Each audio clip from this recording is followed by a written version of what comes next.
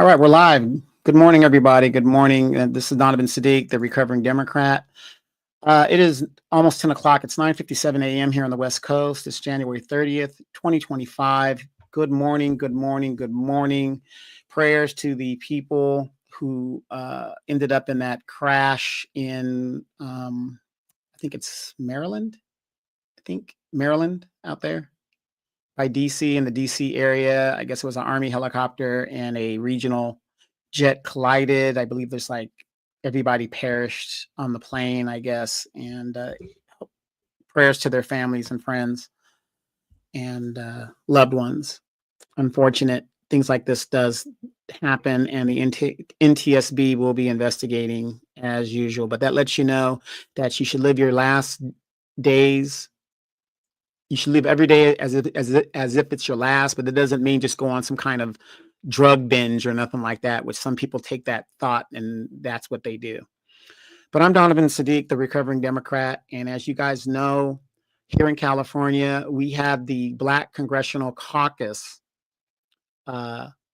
stop a reparations bill that would have put $1.2 million in the hands of California descendant of slave residents.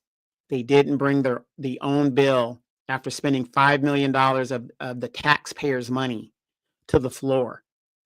And one of those people that helped not do that, did not even make a statement in regards to it, is Assembly Member Corey Jackson, who has the gall and the nerve to call himself the Martin Luther King Jr. of the California Assembly. Yes, he did. Yes, he did.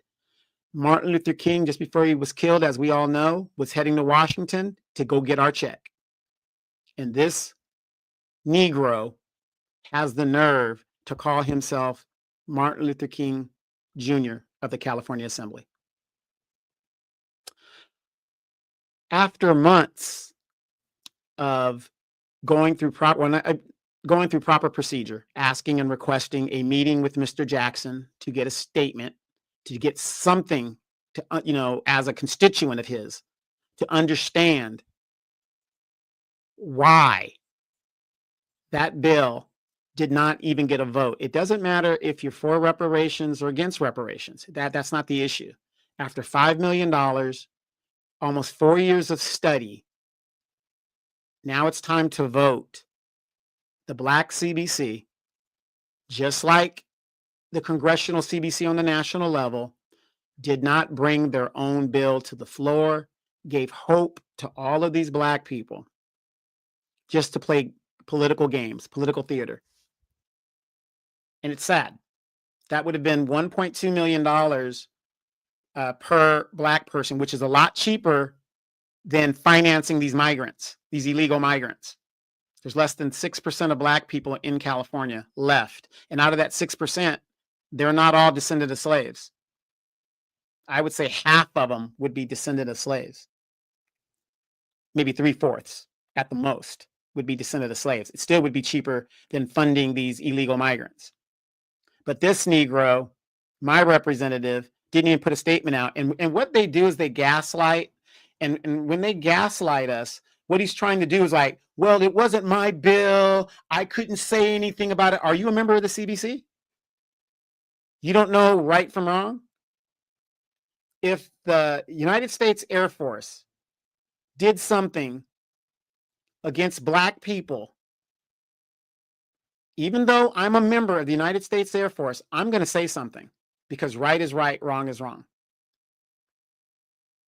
Oh, well, I could lose my job. I could get kicked out. It doesn't matter. To me, it doesn't matter. It's not worth it. You can fund everybody else, but you can't fund. We can't even get a vote. So I got a comment here. Corey Smith, hey, what's going on, my brother? How you doing? Be safe out there. So what I want to do with you guys is I want to, after going, well, let me preface this. And this is what we have to understand here in the United States. We're a republic. We have representative government. Representative government means The people that we elect to represent us are our voices. They are not our bosses. They represent us. They work for us. We don't work for them. We have every right to question them, to know where their money, the money that we fund them, go. His chief of staff and I had a conversation, and I'm not going to go into the whole conversation. But basically, the chief of staff was telling me that the staff feels that I am threatening them and harassing them. He didn't say threaten. He said the staff felt that I'm harassing them. I guess asking you to do your job is harassing. I went through the proper channels and via email. No, actually, I went to the office. The office is locked down. And that's the first thing that they do. Oh, well, we're so afraid we're going to lock against the people. These politicians are more afraid of the people, and they do everything to keep themselves away from the people. Oh, we've been having death threats and all this other stuff. Prove it. Prove it. Prove it. But this is how they get away with this stuff, you guys. Pay attention. I go to the office is locked down. They tell me to call the number. And you guys saw the video because I posted the video up here when I went to the office. I called the number. I made the appointment, talked to the person behind the door, told me the procedures of what I needed to do. I followed those procedures. I sent an email to Amber, and I'm going to say her name because that's all I know of her. Amber, who is a public servant because she works for Corey Jackson, which she's getting paid through tax dollars. She is a public servant. So I emailed Amber, as I was told, to schedule an appointment. That was in early December. Didn't hear anything. I know it's the holidays. Didn't hear anything. I was told that it should take about a week or two before I get a response. Didn't get a response.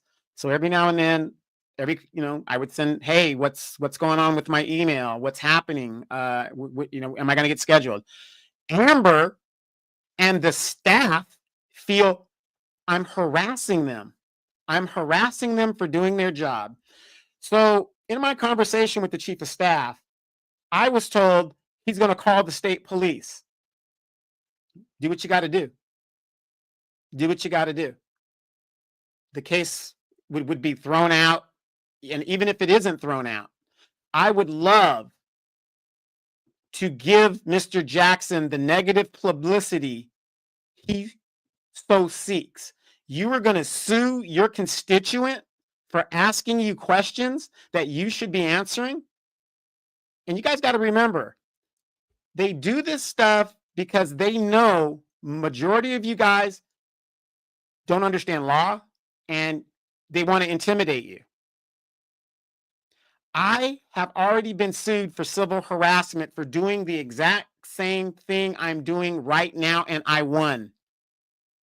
I am exercising my First Amendment rights. In 1960, I believe it was 1964, the Supreme Court adjudicated that a public official can be criticized because that is part of the job.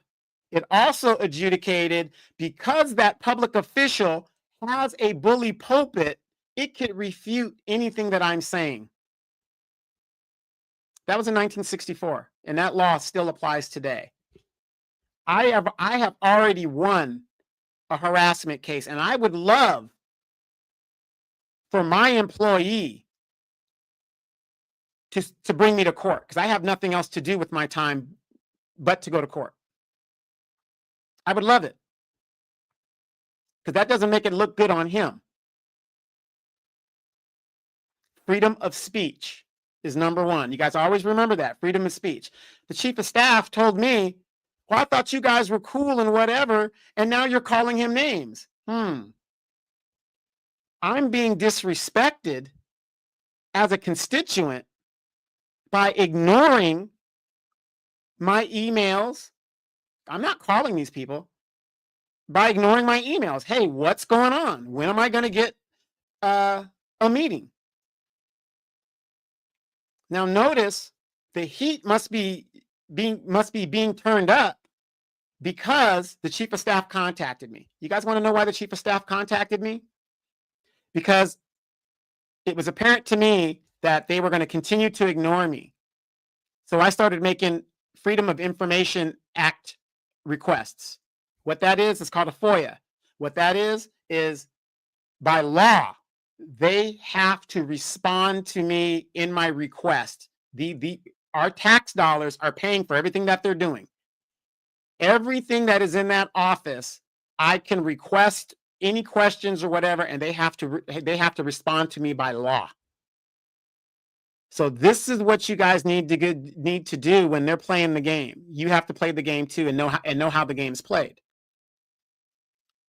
Okay? It's kind of funny. Now I get a response. I emailed my request and I faxed it to both offices that I'm aware of. Then I got a response. Isn't that strange?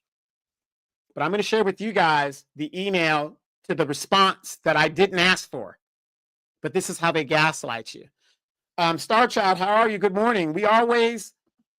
They work for us, but they get into office and do the exact opposite of the campaign that they run on, which is never what the people want. Yeah, Star Child. And the funny thing is, that's most prevalent in Democrats. That's most prevalent in Democrats. In my experience with Republicans, they will meet with you. They might not, do whatever, but they understand that, you're the boss. They understand that, they don't want you negatively telling more people. It's kind of like having a brand, right? So you have a brand, and let's say the shoe is terrible. Word of mouth is venom, among people. And Mr. Jackson, what he doesn't understand is, and he knows this, I have a platform in my community. I am known in my community as the IE Informer. You guys know me as the recovering Democrat overall, but locally I'm known as the IE Informer. The biggest FBI bribe that happened in my city, I helped break that story. Okay, the biggest FBI bribe in history of a public official happened in my city, and I helped break that story. So, the gaslighting starts, and so I kind of felt threatened, because why would you want to involve the state police involved in anything? I mean, if that's what you're going to do, that's what you're going to do. But based on what? You guys saw the video of me at Corey Jackson's office. You could bring up all my emails. There's nothing threatening in my emails whatsoever, other than what's the update? Any idea? But this is what they do to gaslight. A lot of people don't want to go to court. A lot of people don't want to go, they don't want to be involved in law enforcement and stuff like that at all. I'm not one of those people. And but this goes to show you how they gaslight. He had this little town hall, which was total bullshit, and it's just ridiculous, right? So before I bore you guys, let me get into what I want to show you guys real quick. Just give me a second here, and I'm going to switch over. All right, here's the email, and as you guys see, it was a quick email, and I'm not going to go into a lot of the conversations I had off record with the chief of staff. Like I said, I'm a straight up type person. If it's off record, I'll keep it off record, whatever. But he says, officially, Mr. Saadiq, thank you for reaching out to our office regarding Senate Bill 1331. I did not reach out to his office about that bill. I reached out to his office to ask why Corey Jackson and the CBC did not bring that bill to the floor for a vote. So this is where the gaslighting happens, which was authored by Senator Bradford. As you may know, the bill passed the Senate floor in 2024 and later advanced with the Assembly Judicial Committee in June and the Assembly Appropriations Committee in August. Now notice it took about 4 years for all of this to happen, and $5 million in taxpayer money. This bill went through all of the hoops Now it is time to vote. Assemblymember Jackson does not sit on either of these committees. I didn't ask of that. I know he doesn't. He's a member of the Black Congressional Caucus of California. And since the bill was never brought to the assembly for a vote, he did not have the opportunity to vote on it. Nobody did. Do you guys see the gaslighting? Any questions regarding the bill will need to be directed to the author of the bill. I know this, Mr. Chief of Staff.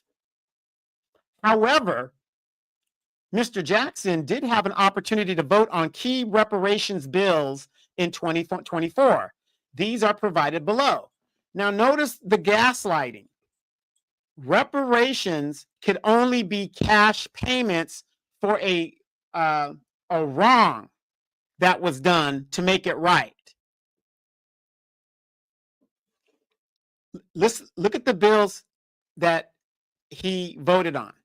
And I'm going to post this on my Facebook page and my Instagram page and all my pages I can, because I want people to see the lunacy of what we're dealing with here.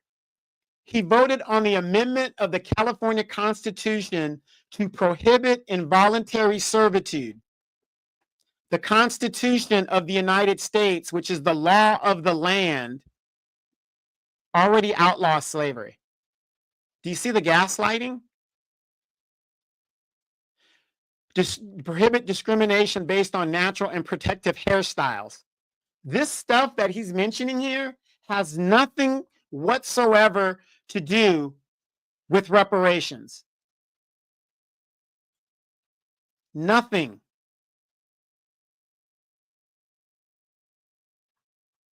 I want you guys, I'm going to read this. At this time, Mr. Jackson is in Sacramento for a legislative session and is unavailable for a meeting, even though I requested in early December. However, it is very common for district staff to meet with constituents regarding their concerns about legislative and issues that impact them. I would be happy to meet with you to discuss your concerns regarding reparations in California and ensure that your input is shared with our legislative team and Assemblymember Jackson. His chief of staff is white. And I don't want to meet with him. But if I have to, I will. But I don't want to meet with him because it's a black thing. I want to meet with Mr. Jackson, the so-called Martin Luther King Jr.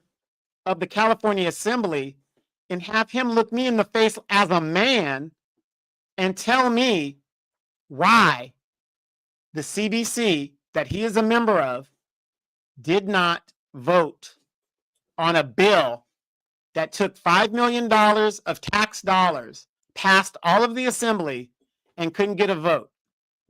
And why, even after it did not get a vote, he did not make a statement in regards to how he feels about the injustice that happened on that day on that floor.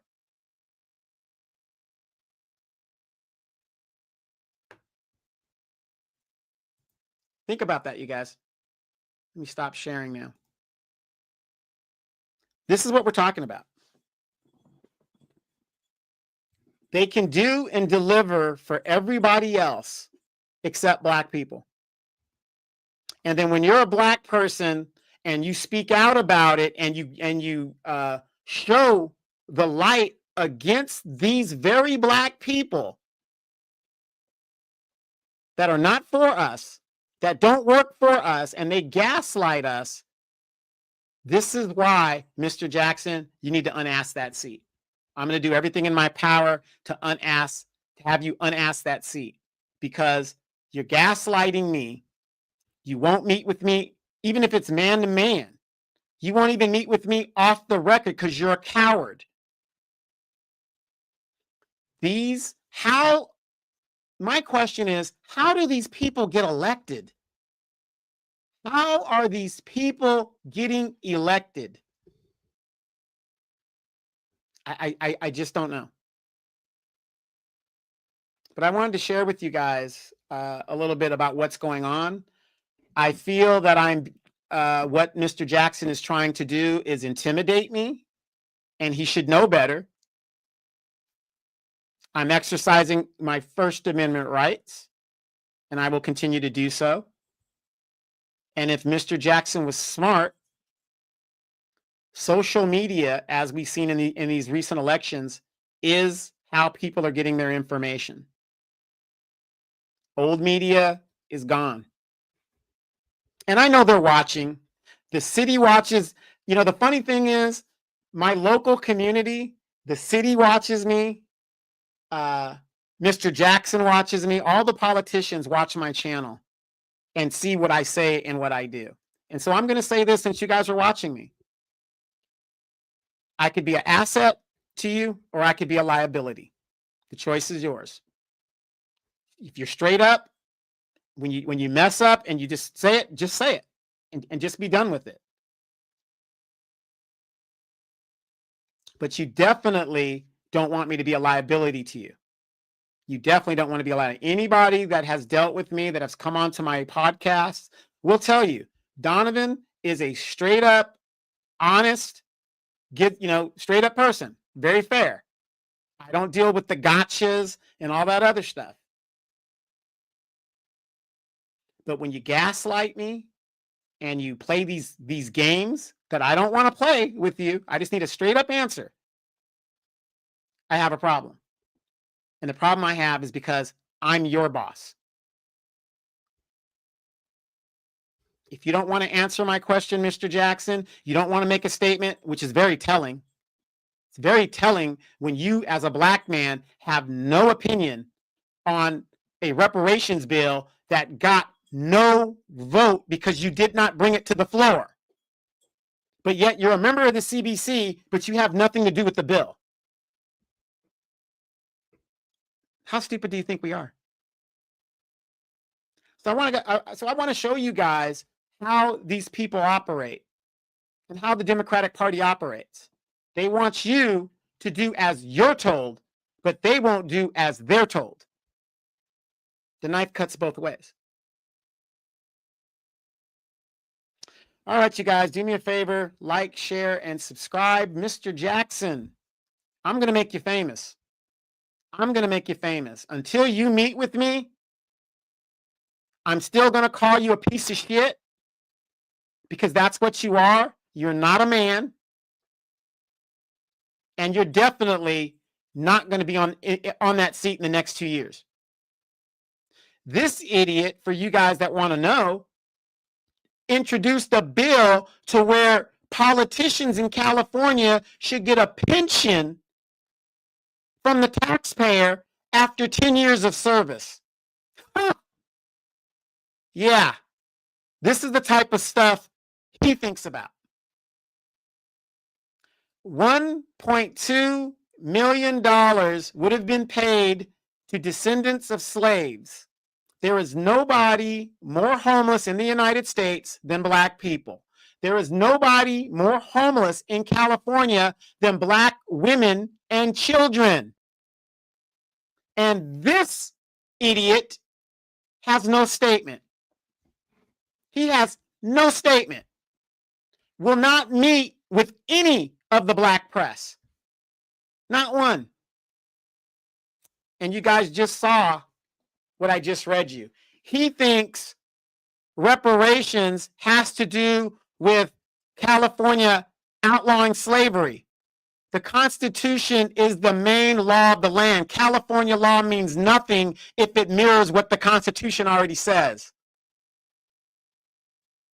But see, this is what politicians think of you guys. You guys are stupid. You don't read. You don't understand. Reparations could be nothing more than a financial compensation for a wrong. Ain't programs, it ain't this, it ain't hair, it ain't nothing. That's all it could be. Hey, Sunlight, a little late. I'm about to jump off of here. Hope your day is going great. Mike Nice, what's up? Check out the replay.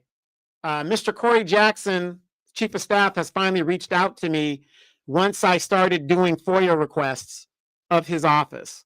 And I'm going to continue to do FOIA requests until I meet face to face with Mr. Jackson. So I don't want to keep you guys too long. You guys have a great day. Be safe out there. Again, prayers to the people who died in that horrific crash in Washington, D.C. I think it was by the airport out there, by Reagan Airport. It's going to be interesting what the report's going to say. But share, like, subscribe. Don't forget to check out Dimitri K tomorrow. Also, don't forget to check out Dimitri K and I on Sundays. But again, we have to engage these politicians. And like I said, I just don't understand, why is it that when we have Black politicians, it seems to me we do worse under Black politicians than we do under white politicians. At least white politicians will give you something. The Black politicians seems like they don't do nothing for you but give you symbolism. I'm Donovan Saadiq. I'm the recovering Democrat. You guys have a great day. Stay safe. Stay warm.